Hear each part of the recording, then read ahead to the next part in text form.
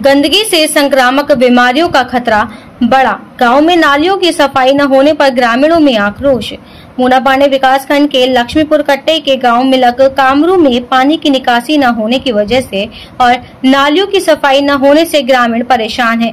रविवार को मोहम्मद यासीन, खलील चौधरी, तौफीक मुखिया, नानक चंद्र, यशपाल, कृष्णपाल सिंह, खुर्शीद खान, शरीफ अहमद आदि ग्रामीणों ने कहा कि हमारा गांव नेशनल हाईवे 0 पॉइंट के बराबर में है। गांव में फैली गंदगी और सड़कों पर बहते गंदे पानी के आक्रोश व्याप्त किया। ग्रामीणों को संक्रामक बीमारियों के फैलने का डर सता रहा है। ग्राम में नालियां चौक हो गई हैं, जिससे घरों में निकलने वाला गंदा पानी सड़कों पर बह रहा है। इस गंदे पानी से होकर निकलने के कारण महिलाएं और बच्चे अक्सर गिरकर घायल हो जाते हैं। गंदगी के कारण मच्छरों का प्रकोप भी बढ़ गया है। ग्रामीणों का आरोप है कि गांव में तैनात सफाई कर्मी नियमित रूप से सफाई करने नहीं आते हैं। यदि वे आते भी हैं तो बिना काम किए वापस चले जाते हैं। इस समस्या को लेकर ग्राम प्रधान, सचिव और विकास खंड के अधिकारियों से कई बार शिकायत की गई है, लेकिन अभी तक कोई समाधान नहीं निकला है।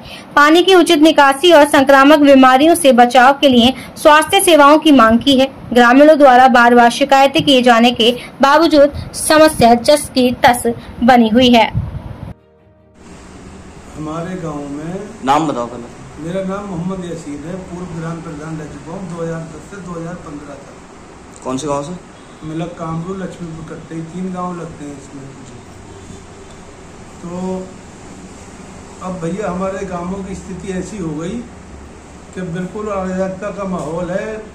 एक विकास के हक में कोई किसी प्रकार का न खड़ंजा हुआ, न नाली बनी, न कोई स्कूलों की व्यवस्था अच्छी हुई। आंगनवाड़ी केंद्र भी पड़ते हैं, ग्राम पंचायत सचिवालय भी बंद रहता है हर वक्त। और गाँव में न सफाई है, न कोई नाले बने, न कोई रोड बना। पानी में बच्चे निकल के जाते हैं स्कूल के।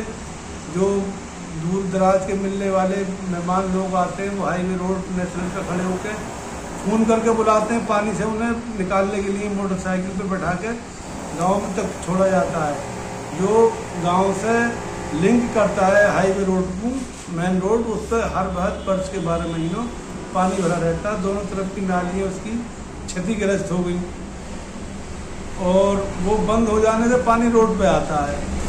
अब वो एक तो रोड बनना आवश्यक था, सफाई व्यवस्था न होने की वजह से तरह तरह की बीमारी गाँव में फैलने की संभावना है और फैल रही है। सफाई कर्मी तो बिल्कुल आता ही नहीं। महीने में कभी एक आध बार गाँव वालों ने ज़्यादा शिकायतबाजी की तो एक आध बार महीने में आया और वो टालम टोल करके और अपने चला गया। सफाई कर्मी नियुक्त है ही ना हमारे में। एक वो लड़का है, वो कहता है, बोले भाई मैं तो एफजी में आता हूँ। सफाई कर्मी आज तक किसी ने देखा ही नहीं कि सफाई कर्मी नियुक्ति है किसकी के। तो प्राइवेट में एक लड़का आता है, महीने में 300-400 रुपये लेके बस। व्यवस्था अव्यवस्था पूरी, कोई व्यवस्था नहीं है किसी प्रकार की भी, किसी तरह की भी। कोई जिम्मेवार आदमी कि ग्राम प्रधान हो या क्षेत्र विधायक हो, इनकी कोई भी इन्होंने नज़रअंदाज कर रखा गाँव को। कोई भी व्यवस्था नहीं है, ना ही इनका किसी तरह का कोई प्रयास है। विधायक जी से भी कई बार रास्ता बनाने के लिए कहा कि भाई बीमारियाँ फैल रही हैं गाँव में। लिखित में रिपोर्टें भी दी उनसे, लोग गए भी उनके पास, विधायक जी ने भी सुन के नहीं दिया। तो पानी कहाँ निकलता गाँव का? पानी गांव का रास्ते में भरा रहता है, हवा से सूखता है बस। पानी निकासी के पानी तो निकासी अपने आप हो जाएगी। तालाब है, तालाब की जो है उस पर इतना घास का, कबाड़ का अतिक्रमण हो गया कि तालाब में पानी जाना बंद हो गया और रास्ता गहरा होने की वजह से पानी रास्ते में रहता है, वो आगे जाते ही ना। उसकी अगर तालाब तक व्यवस्था कर दी जाए पानी की, तालाब की साफ सफाई कर दी जाए पानी की। कई बार दिया नेट पर भी, उस पर डाली पोर्टल पर रिपोर्ट, लेकिन कोई जवाब उसमें संतोषजनक उन्होंने करके ना दिया।